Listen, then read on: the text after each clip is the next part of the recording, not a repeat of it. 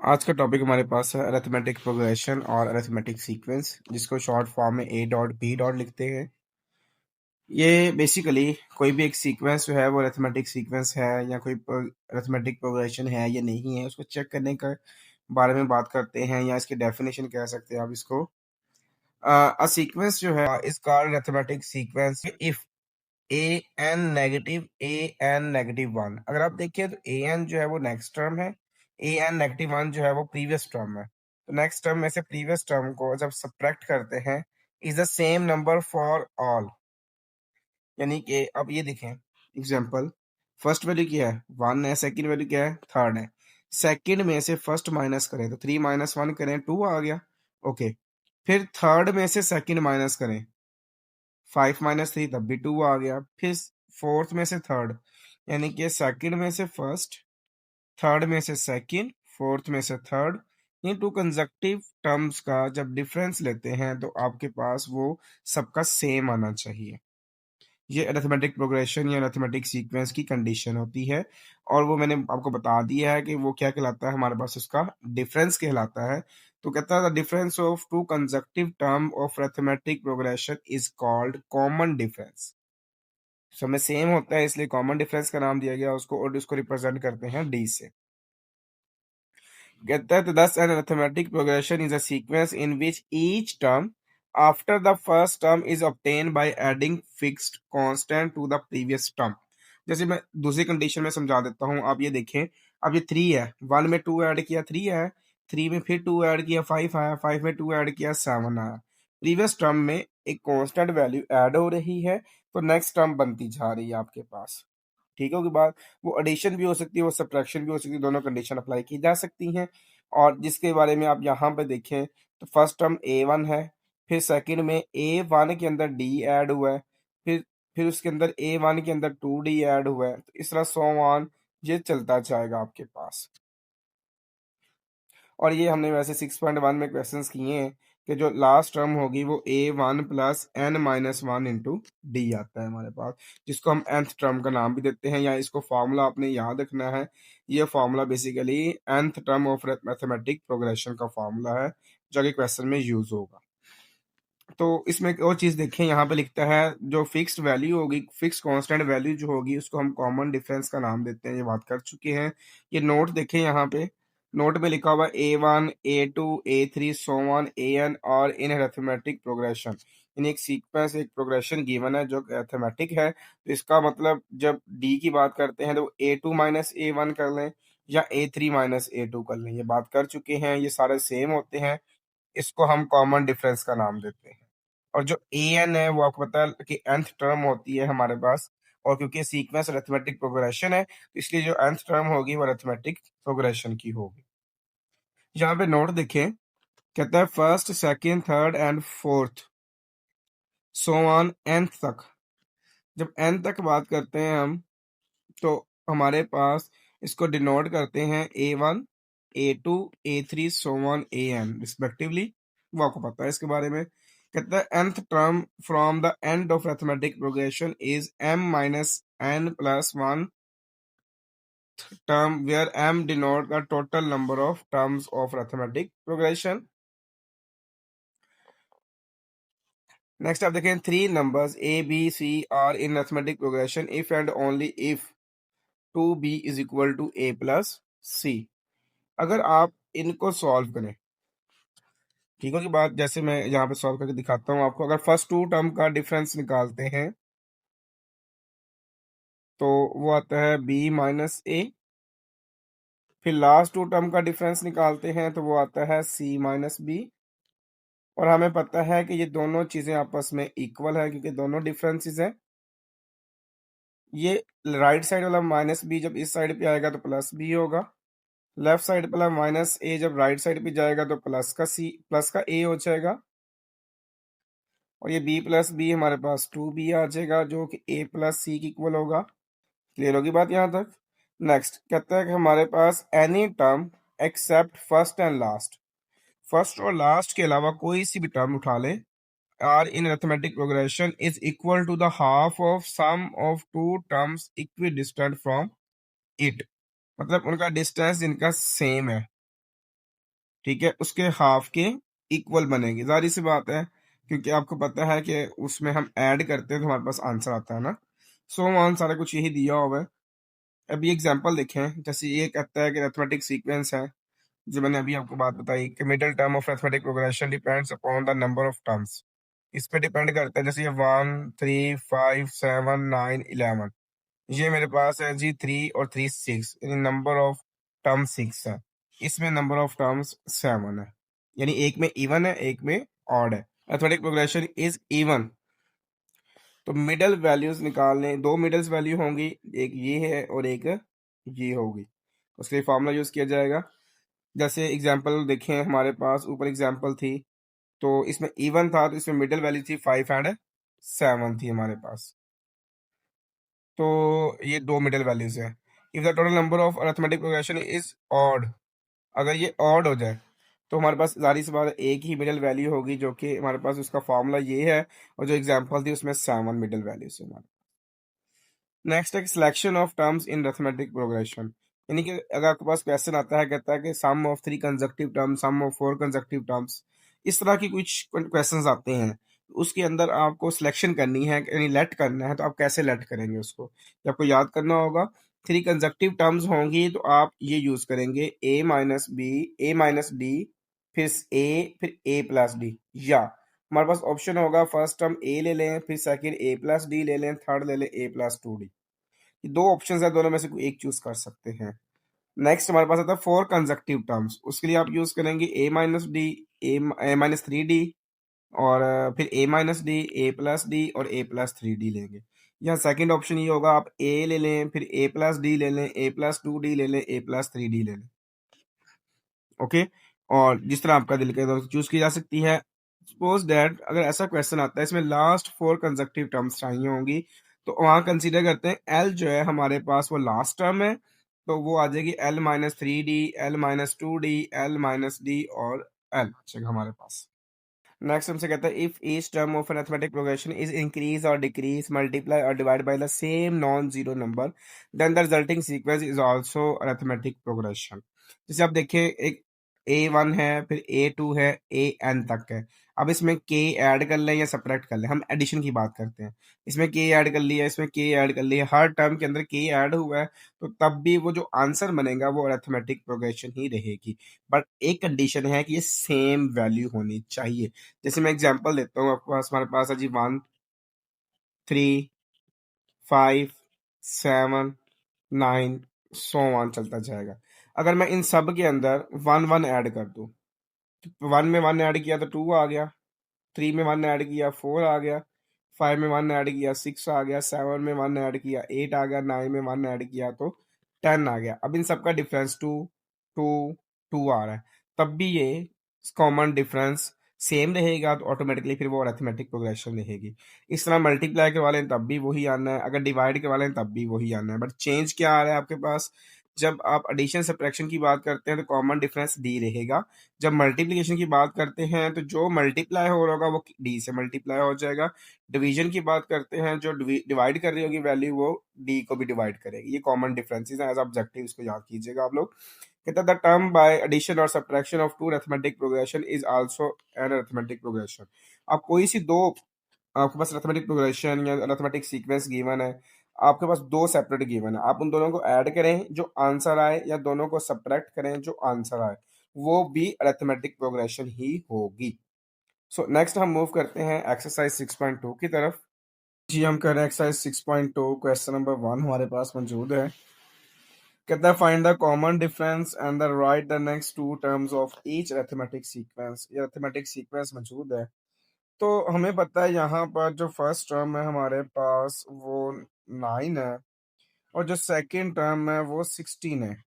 जब हमने डी यानी कॉमन डिफरेंस निकालना होगा इसका, तो उसका हमने कहा था सेकंड में से हम फर्स्ट टर्म को माइनस करते हैं, तो जिसमें हमारे पास आता है 16 - 9, इनको सॉल्व किया तो 7, ये मेरा डी फाइंड हो गया। अब आपको पता है कि जब फर्स्ट टर्म के अंदर 7 ऐड हुआ तो वो 16 बना, 16 में 7 ऐड हुआ 23 बना। इसका मतलब ये हुआ कि हर टर्म के अंदर हम डी को ऐड करते हैं, अब हमने नेक्स्ट टू टर्म्स निकालनी है। क्वेश्चन में देखें तो 3 टर्म्स गिवन है। जब मैं 4 टर्म निकालूंगा तो सारी सी बात है थर्ड टर्म के अंदर मैं डी ऐड कर दूंगा। तो इसमें जब पुट करते हैं तो थर्ड टर्म मेरे पास 23 है, इसमें 7 ऐड करेंगे तो ये आ जाएगा 30। अब जब मुझे निकालनी होगी इसकी फिफ्थ टर्म, जब फिफ्थ टर्म निकालेंगे तो फोर्थ टर्म के अंदर मैं डी ऐड कर दूंगा। फोर्थ टर्म मेरे पास अब आ गया 30, 30 में डी ऐड किया तो 37। तो हमारे पास जो नेक्स्ट टू टर्म्स बनी वो 30 बनी और 37 बनी, और जो डिफरेंस बना वो 7 का बना। सो लास्ट पे हम लिखेंगे हैंस कॉमन डिफरेंस इज 7।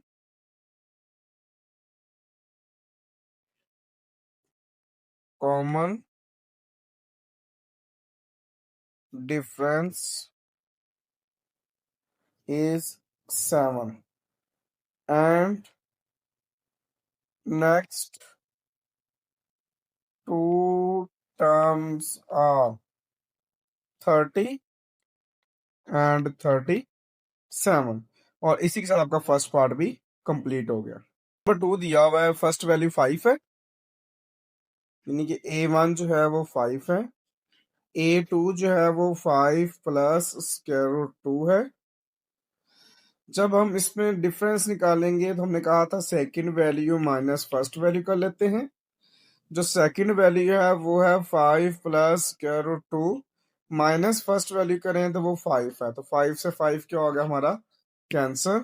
तो द वैल्यू ऑफ डी जो बनी वो स्क्वायर रूट 2 आ गया। इसमें भी 3 टर्म गिवन है, हमने इसकी फोर्थ टर्म फाइंड करनी है। तो फोर्थ टर्म मैंने भी बताया कि जो थर्ड टर्म है उसके अंदर हम डी ऐड कर देते हैं। तो जो थर्ड टर्म है वो मेरे पास है जी 5 प्लस 2 स्क्वायर रूट 2 है, इसके अंदर फिर स्क्वायर रूट 2 ऐड कर देंगे जो डी की वैल्यू है। ये 5 प्लस, ये आप देखिएगा 2 स्क्वायर रूट 2 और स्क्वायर रूट 2, ये 3 स्क्वायर रूट 2 होता है हमारे पास। आप कैलकुलेटर पे राइट करके देख सकते हैं इसको। 2 स्क्वायर रूट 2 प्लस फिर स्क्वायर रूट 2, तो ये मेरे पास 3 स्क्वायर रूट 2 आता है। तो ये मेरे पास आ गई इसकी फोर्थ टर्म। अब मुझे निकालनी है इसकी फिफ्थ टर्म। जब मैं इसकी फिफ्थ टर्म निकालूंगा तो सारी सी बात है फोर्थ टर्म के अंदर मैं फिर डी ऐड करूंगा। तो जब फोर्थ टर्म मेरे पास आई थी वो आई है 5 प्लस 3 स्क्वायर रूट 2, डी भी स्क्वायर रूट 2 है, तो मेरे पास आ जाएगा 5 प्लस 4 स्क्वायर रूट 2, ये आ जाएगी मेरे पास फिफ्थ टर्म। तो लास्ट में लिखेंगे हैंस, मैं जो मैंने ऊपर लिखा था यहाँ से कॉपी कर लेता हूँ इसको, यहाँ मैं इसको पेस्ट कर देता हूँ। और इसका कॉमन डिफरेंस देखें तो स्क्वायर रूट 2 था मेरे पास, common difference is square root 2 and next two terms are 5 plus 3 square root 2 and 5 plus 4 square root 2। इसी के साथ आपका सेकंड पार्ट भी कंप्लीट होगा, साथ क्वेश्चन नंबर 1 भी कंप्लीट हो गया। क्वेश्चन नंबर 2 दिया हुआ है, कहता है right the first 3 terms of each arithmetic sequence with given information. अगर आप देखें तो A1 गिवन है, मतलब फर्स्ट टर्म गिवन है, तो हमें सेकंड टर्म निकालनी है। अभी मैंने क्वेश्चन नंबर 1 में बताया कि जो सेकंड टर्म होती है वो उसमें फर्स्ट टर्म के अंदर डी ऐड होता है, इसमें डी भी दिया हुआ है। तो फर्स्ट टर्म कितनी है 2 है, प्लस डी कितना दिया हुआ हमारे पास 13, इसको ऐड किया तो हमारे पास सेकंड टर्म आ गई 15। उसके बाद हमने फर्स्ट भी आ गई, सेकंड भी आ गई, अब हमने निकालनी है थर्ड टर्म। जब थर्ड टर्म निकालेंगे तो जारी सी बात है सेकंड टर्म के अंदर हम डी ऐड करेंगे। जब सेकंड टर्म के अंदर डी ऐड करेंगे तो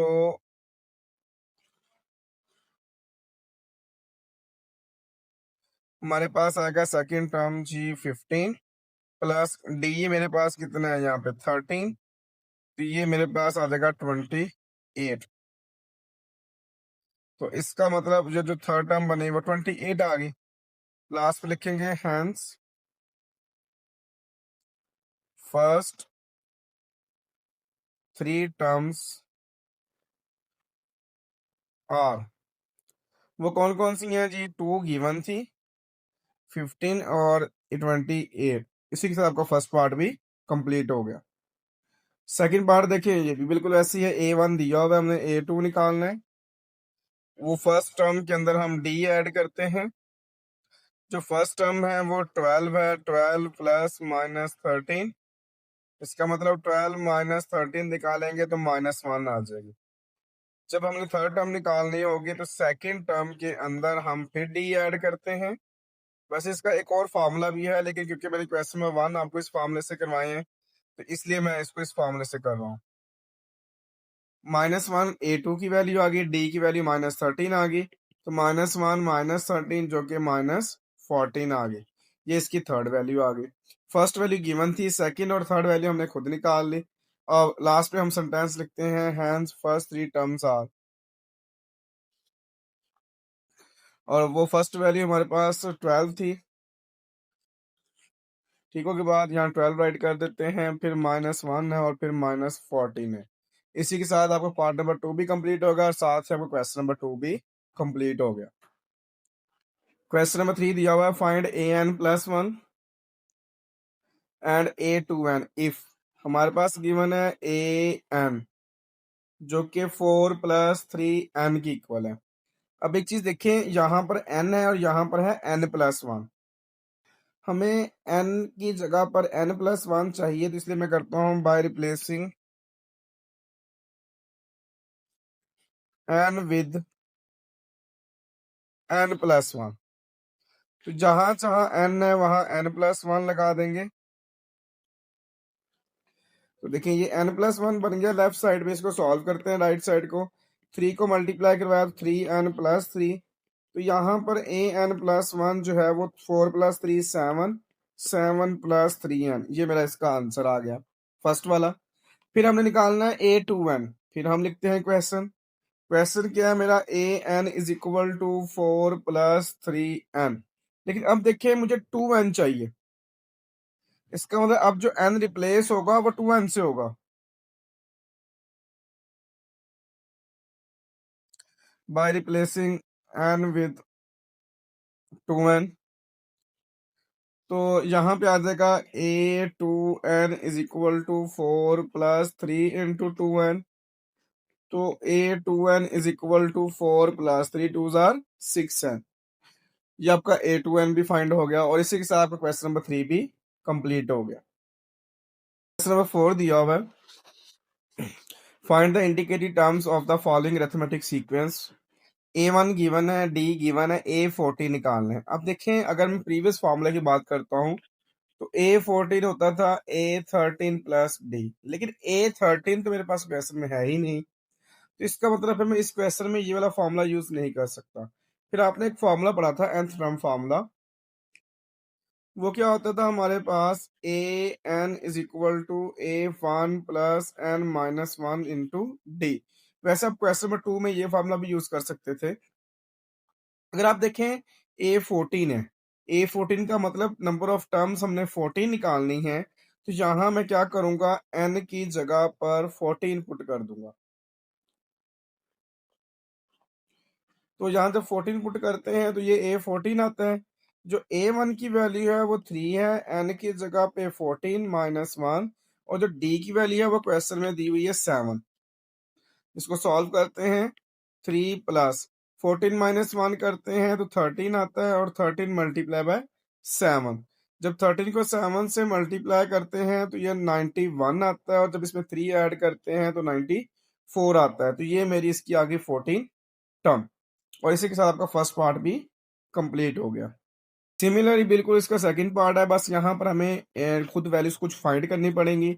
जैसे आपको पता है कि फर्स्ट वैल्यू A1 होती जो 8 है, जो D होता था वो सेकंड में से फर्स्ट माइनस करते थे, मतलब 3 - 8 करेंगे हम, क्योंकि सेकंड वैल्यू 3 है। सेकंड माइनस फर्स्ट करते थे तो ये D की वैल्यू -5 आ गई, और A12 आपने निकालना है। सेम वही फॉर्मूला राइट करते हैं, an is equal to A1 + n-1 into D। जब वैल्यू पुट करते हैं, n की वैल्यू पुट करनी है हमने 12, क्योंकि अब हमने 12 फाइंड करनी है, 12 टर्म। तो इज इक्वल टू A1 मेरे पास है जी 8 + n की जगह पे 12 -1 और D की जगह पर -5। मैं दोबारा रिपीट कर रहा हूँ, गौर से सुनिएगा। ये फर्स्ट टर्म है और ये सेकंड टर्म है। सेकंड में से फर्स्ट निकाला, 3 - 8 निकाला 5, ये D आ गया मेरे पास। इस D की जगह पुट हो गया। फिर A1 की जगह पर ये 8 आ गया। अब ए 12 टर्म निकालनी, तो एन की जगह पे 12 पुट कर दिया। मैं यहाँ पे थोड़ा सा लिख भी देता हूँ, एन इज इक्वल टू 12 मेरे पास आती है। इसको जब सॉल्व करते हैं तो 8 प्लस ये 11 इंटू -5 आता है। 11 को जब -5 से करते हैं तो -55 आता है। तो इसका मतलब जब 12 टर्म निकालेंगे तो ऑटोमेटिकली 55 में से जब 8 निकालेंगे तो माइनस का 47 आ जाएगा। और इसी के साथ आपका सेकंड पार्ट भी कंप्लीट होगा और साथ ही क्वेश्चन नंबर 4 भी कंप्लीट हो गया। क्वेश्चन नंबर 5 दिया हुआ, the 18 and the 30 terms of an arithmetic sequence are 367 and 499 respectively. इसका मतलब A18 वो गिवन है मेरे पास 367 एंड A30 वो मेरे पास गिवन है 499। अच्छा, कहता है how many terms of this sequence are less than 1000। चलिए इसके बाद मैं बाद में करता हूँ, पहले आप ये इसको सॉल्व करके देखते हैं हमारे पास। तो अब जब हम ए एन फॉर्मूला यूज करते हैं, गौर से देखिएगा यहाँ पे a N is equal to क्या होता था, A1 plus N minus one into d. जब मैं यहाँ पर A2 लगाता हूँ तो क्या आता है, A1 plus two minus one into D. इसका मतलब A2 जो होता था वो A1 प्लस डी होता था। इस तरह जो A3 होता था वो A1 प्लस टू डी आ जाएगा। तो जब A4 की बात करेंगे तो A1 प्लस थ्री डी आ जाएगा। तो जब A18 की बात करते हैं तो वो A1 प्लस 17D हो जाएगा। और A30 की बात करते हैं तो A1 प्लस 29D हो जाएगा, ये इस फॉर्मूले के मुताबिक। अगर आप इन दोनों इक्वेशंस को, इसको मैं नाम देता हूँ इक्वेशन नंबर 1 का, इसको नाम देता हूँ इक्वेशन नंबर 2 का, क्योंकि मैंने बेसिकली फाइंड करने हैं A1 और D की वैल्यू। तो मैं इन दोनों इक्वेशंस को माइनस करता हूँ, इक्वेशन 1 माइनस इक्वेशन 2। तो ये आ जाएगा A1 plus 17D is equal to 367। A1 plus 29D is equal to 499। इसको जब माइनस करेंगे तो अकॉर्डिंग टू सब्ट्रैक्शन रूल इन सब के साइन चेंज होंगे और कैंसिल हो जाएगा। तो यहाँ पे देखें तो जब मैं 17 माइनस 29 करता हूँ तो माइनस का मेरे पास 12D आता है, और इज इक्वल टू इनको माइनस करते हैं तो माइनस का 132 आता है। जब डी निकालते हैं तो -132 ओवर -12 आता है, और डी की वैल्यू जो आती है मेरे पास वो 11 आ जाती है। Hence the value of d is equal to 11। ये कि मुझे आगे भी यूज करनी है। अब ए की वैल्यू निकालने के लिए ये वैल्यू मैं इक्वेशन 1 में पुट कर देता हूँ।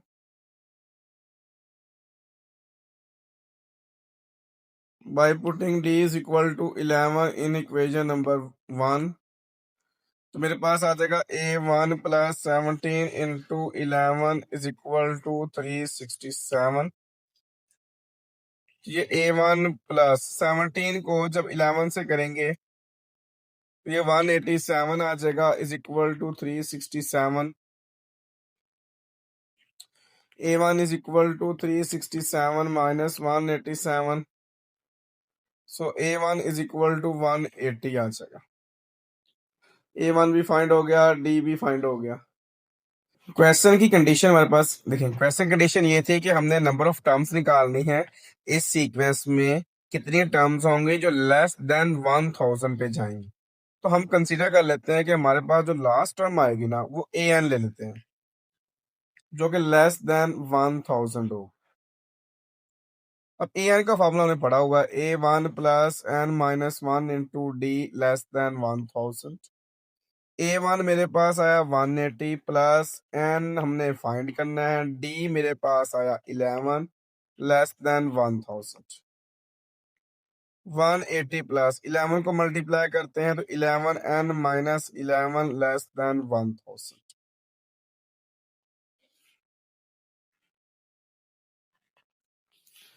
अब ये देखें 11 एन इस साइड पे दिया, 180 जब राइट साइड पे जाएगा तो माइनस का हो जाएगा, और 11 जब आएगा तो प्लस का हो जाएगा। तो इसको जब सॉल्व करेंगे तो मेरे पास ये आंसर आ जाएगा 831। और जब 11 को हम राइट साइड पे लेके जाएंगे तो वो डिवाइड की फॉर्म में चला जाएगा, जो कि लेस देन बनेगा मेरे पास 75.5। लेकिन क्योंकि नंबर ऑफ टर्म्स जो होती हैं वो नेचुरल नंबर्स होते हैं, मैं यहाँ पे हिंट लिख देता हूँ आपको कि जो मेरा n है वो बिलोंग्स टू नेचुरल नंबर है। सो जो मैं number of n terms use करता हूँ वो 75 कंसिडर कर लेते हैं अप्रोक्सीमेटली। सो उसने पूछा था कितने हमारे पास नंबर ऑफ टर्म्स होंगी लेस देन 7। हम लिखेंगे लेस देन 1000, सॉरी। हम लिखेंगे hence possible number of terms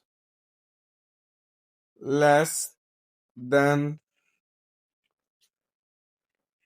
1000 और 75। और इसी के साथ आपका क्वेश्चन नंबर 5 भी कंप्लीट हो गया। क्वेश्चन नंबर 6 दिया हुआ है, कहता है is 301 a term of arithmetic progression. यानी कि एक अरिथमेटिक प्रोग्रेशन दिया हुआ है, 5 है, 11 है, 17 है और ये 100 है। कहता है अगर मैं ये इसको इंक्रीज करता जाऊं तो क्या उसमें 301 आता है या नहीं आता। तो हम कंसिडर कर लेते हैं कि जो 301 है ना वो हमारी लास्ट टर्म है, ठीक हो की बात। और हमारे पास जो फर्स्ट टर्म है वो 5 है और जो डी है वो 11 - 5 करें तो 6 आ गया। हम nth टर्म का फार्मूला निकाल लेते हैं। nth टर्म फार्मूला क्या था हमारे पास जी, A N is equal to a1 + n - 1 into D. इसमें हम नंबर ऑफ टर्म्स निकालेंगे, n निकालेंगे। अगर n हमारे पास नेचुरल हुआ इसका मतलब 301 इस सीक्वेंस में आता है। अगर हमारे पास 301 नहीं आया तो इसका मतलब n जो है वो नेचुरल नंबर नहीं है, तो इसका मतलब 301 जो है वो इस प्रोग्रेशन में नहीं आता। तो ये आपके पास आया 301 is equal to 5 + n - 1 into 6। 301 is equal to 5 + 6n - 6। 301 is equal to 5 - 6 करते हैं तो -1 आता है। माइनस का 1 जब लेफ्ट साइड पे कन्वर्ट होगा तो प्लस का 1 हो जाएगा। तो ये आपके पास आ जाएगा 302। और 6 जब लेफ्ट साइड पे आएगा तो डिवाइड हो जाएगा और इसकी कटिंग करें तो 151 डिवाइडेड बाय 3 आता है। और ये जो है वो नेचुरल नंबर से बिलोंग नहीं करता। सो 301 जो है वो उसमें गिवन अरिथमेटिक प्रोग्रेशन की टर्म नहीं है। लास्ट पे हम लिखेंगे hence 301 is not any term of given AP यानी अरिथमेटिक प्रोग्रेशन। और इसी के साथ आपको क्वेश्चन नंबर 6 भी कंप्लीट हो गया। क्वेश्चन नंबर 7 हमारे पास दिया हुआ, if 2x x + 8 and 3x + 1 are in AP। हम लिखेंगे 2x, x + 8, x + 1 are in arithmetic progression. x की वैल्यू फाइंड करनी है तो हमने d का फॉर्मूला पढ़ा था। d क्या होता था हमारे पास, second term minus first term करते थे ना। मैं यहाँ लिख देता हूँ x a2 - a1। तो सेकंड क्या है मेरे पास, x + 8 - 2x। इसका मतलब जो d आता था वो मेरे पास आ जाएगा 8 - x। लेकिन हमने ये भी तो पढ़ा हुआ है कि जो थर्ड टर्म होती है उसमें सेकंड टर्म अगर माइनस करें तब भी तो डी फाइंड होता है। इसमें थर्ड टर्म हमारे पास है जी 3x + 1 - x + 8। ये मैंने ब्रैकेट में लिखा है इसमें क्योंकि टू टर्म्स है मेरे पास। इसको ओपन करते हैं तो ये माइनस का x और माइनस का 8 आ जाएगा। सो जो दोबारा डी आएगा वो मेरे पास आएगा जी 2x - 7। अब देखें कि जो फर्स्ट डिफरेंस है वो मेरे पास आया 8 - x, सेकेंड डिफरेंस आया 2x - 7। तो हमें पता है कि आप कंजक्टिव टर्म का जब भी डिफरेंस लेते हैं अरिथमेटिक प्रोग्रेशन में ये दोनों आपस में इक्वल हैं। तो इसका मतलब 8 - x जो है वो इज इक्वल टू है 2x - 7 की। और इसको सॉल्व करेंगे तो x की वैल्यू आ जाएगी। वो कैसे है जी, 8 + 7 हो जाएगा और ये माइनस का x इस साइड पे प्लस का हो जाएगा। याद देगा 8 + 7 15 is equal to 3x। 15/3 is equal to x। 15 को जब 3 पे डिवाइड करेंगे तो 5 आ जाएगा। Hence the value of x जो है वो मेरे पास 5 आ गई, और इसी के साथ आपका क्वेश्चन नंबर 7 भी कंप्लीट हो गया।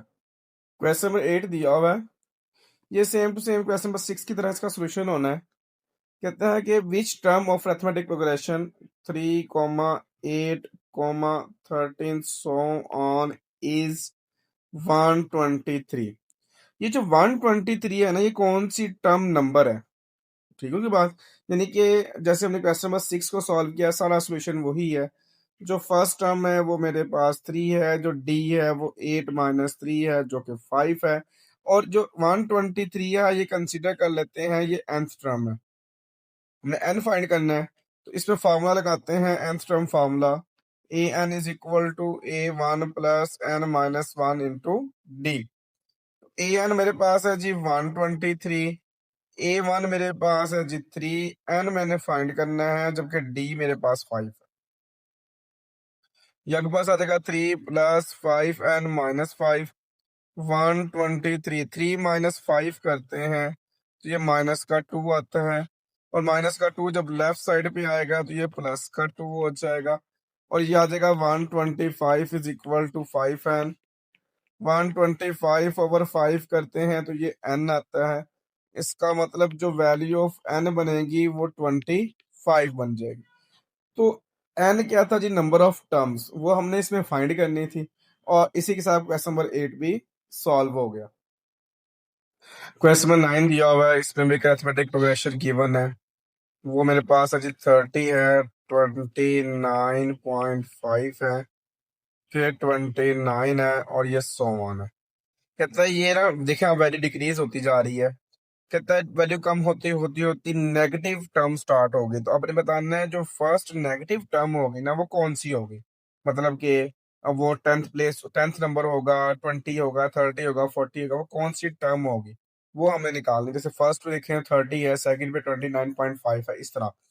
तो यहाँ मैं लिखता हूँ फर्स्ट टर्म जो कि मेरे पास 30 है। अगर मैं निकालूं इसका जो है वो डी, डी क्या होता था? Second minus first. इसको सॉल्व करें तो -1/2, -0.5 आता है। मैं फ्रैक्शन फॉर्म में यूज कर लेता हूँ, मेरे लिए ज्यादा आसान हो जाएगा। अब हम कंसीडर कर लेते हैं कि जो टर्म हमने फाइंड करनी है ना वो nth टर्म है, लेकिन प्रॉब्लम ये है कि उसने कहा वो नेगेटिव है, इसलिए मैं कंसीडर करूंगा जो nth टर्म होगी ना वो <0 होगी। ठीक होगी बात।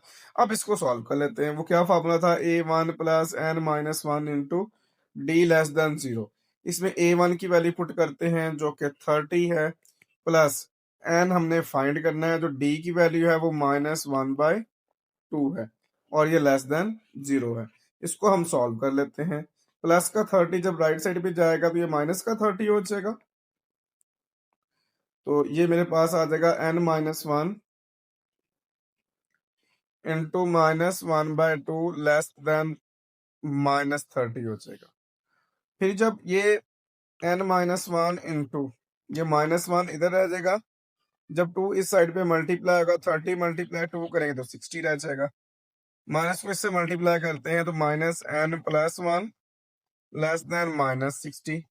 जब प्लस का 1 उस साइड पे जाएगा तो वो माइनस का 1 हो जाएगा, तो माइनस का n जो है वो <-61 हो गया। लेकिन जैसे ही n कन्वर्ट होगा तो इनइक्वालिटी का साइन चेंज हो जाएगा। ये कहने के -1 पे डिवाइड करवा दिया तो ये आ गया 61। अब जब n की nth टर्म हमने ली थी नेगेटिव, वो नेगेटिव कब होगी? जब 61 से ज्यादा होगी। 61 से ज्यादा जितनी टर्म्स आएंगी वो नेगेटिव आएंगी, लेकिन जो फर्स्ट नेगेटिव टर्म आएंगी वो 61 के फौरन बाद आएगी, और वो कौन सी आएगी? 62। हम लास्ट लिख देंगे हैंस कि जो 62 टर्म होगी ना वो is the first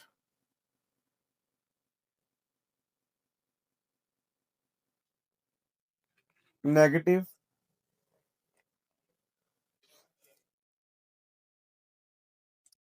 term of given arithmetic progression. तो मैं थोड़ा सा रिपीट करता हूँ इसको। देखिए, अब ये हमने लिया था कि A N less than 0 negative लिया था, तो 61 तक तो पॉजिटिव रहेगा, लेकिन जब एन की 61 से ज्यादा टर्म होगी फिर नेगेटिव होगी, तो फर्स्ट नेगेटिव टर्म 62 बन गई। इसी के साथ आपका क्वेश्चन नंबर 9 भी कंप्लीट हो गया। क्वेश्चन नंबर 10 हमारे पास दिया हुआ है, इसे भी हमने प्रीवियस क्वेश्चंस किया था, इसी कैटेगरी का हमारे पास क्वेश्चन। आप देखिए, इसमें कहता है the seventh term and the 21st term, 21 term of an arithmetic progression और 37 एंड 107।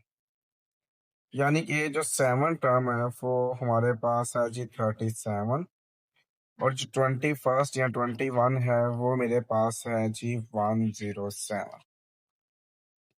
अगली बात, फाइंड द अरिथमेटिक प्रोग्रेशन हमने फाइंड करनी एंड इट्स 100 टर्म फाइंड करनी है। पहले हम A7 की बात करते हैं, तो वो A1 प्लस 6D होता है, बार बार फॉर्मूले किए हुए हमने। और A21 की बात करें तो वो A1 प्लस 20D हो,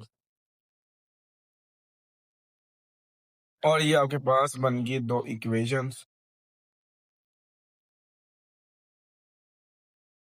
इसको हम नाम देते हैं इक्वेशन नंबर 1 का, इसको हम नाम देते हैं इक्वेशन नंबर 2 का।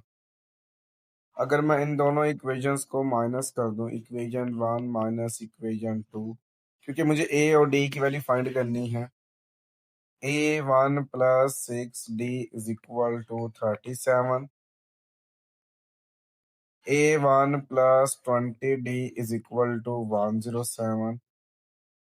अकॉर्डिंग टू सब्ट्रैक्शन रूल इनके साइन चेंज हो जाएंगे, तो ये A1 से A1 कैंसिल, 6 माइनस 20 करेंगे तो माइनस 14D आ जाएगा, और 37 माइनस 107 करेंगे तो माइनस 70 आ जाएगा। तो D जो है वो इज इक्वल टू होगा माइनस 70 डिवाइडेड बाय माइनस 14, तो द वैल्यू ऑफ D जो बनेगी वो 5 बन जाएगी। अब मुझे A की वैल्यू चाहिए, तो मैं ये D की वैल्यू इक्वेशन 1 में पुट कर देता हूँ by putting D is equal to 5 in equation number 1। तो मेरे पास ये A1 plus 6D is equal to 37 था मेरे पास। तो 6 को जब 5 से मल्टीप्लाई करते हैं तो ये 30 आता है। 30 जब राइट साइड पे जाएगा तो ये माइनस का 30 हो जाएगा, तो यहाँ से जो A1 की वैल्यू आ गई वो 7 आ गई। उसने कहा था आपने अरिथमेटिक प्रोग्रेशन निकालनी है। अगर आप अरिथमेटिक प्रोग्रेशन की बात करते हैं तो मैं यहाँ पर जो यूज कर रहा हूँ वो सिंपली यही यूज कर रहा हूँ कि first term same as it is, यानी कि फर्स्ट 7 है, फिर इसमें डी ऐड किया तो 7 प्लस 5 12, फिर डी ऐड किया प्लस 5 ऐड करना है, ये 17 आ गया, फिर 5 ऐड किया 22 आ गया, और ये किस में आ गया, RMAP अरिथमेटिक प्रोग्रेशन में आ गया। सो अब हमने निकाली थी इसकी 100 टर्म, तो 100 टर्म फॉर्मूला हमारे पास क्या बनेगा, A100 is equal to A1 plus 99D। तो वैल्यू पुट करते हैं, A1 मेरे पास 7 है प्लस 99 इंटू 5 आ गया मेरे पास। अब 5 को जब 99 से मल्टीप्लाई करेंगे तो मेरे पास आ जाएगा 495, जब उसमें 7 ऐड करेंगे तो 502।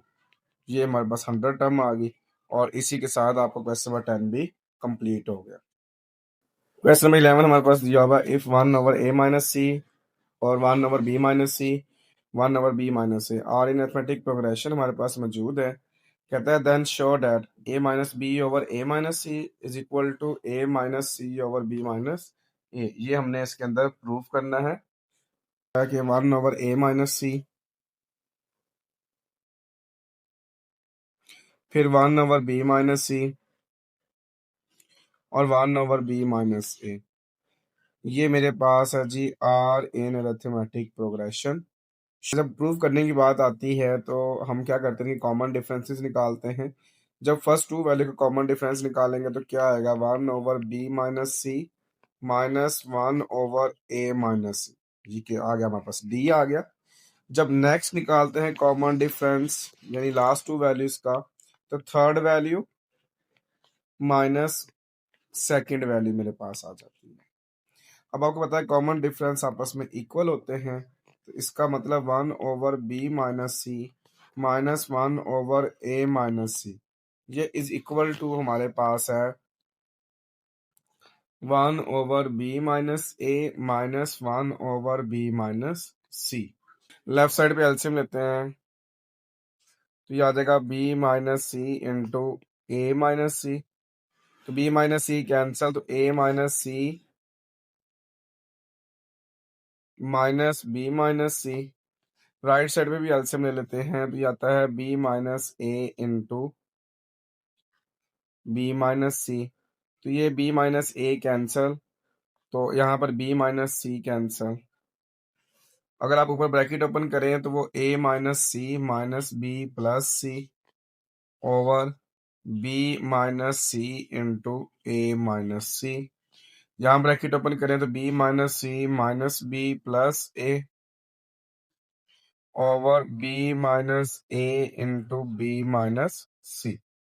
यहाँ देखें तो ये c कैंसल, यहाँ नोट करें तो ये b कैंसल, और ये जो हमारे पास रिमेनिंग वैल्यू बचेगी वो बचेगी a-b over b-c into a-c, a-c over b-a into b-c।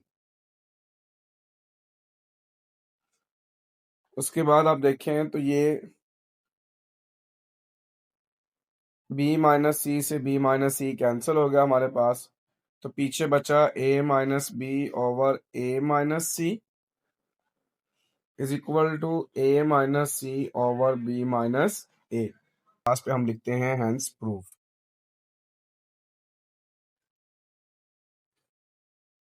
और इसी के साथ आपका क्वेश्चन नंबर 11 भी कंप्लीट हो गया।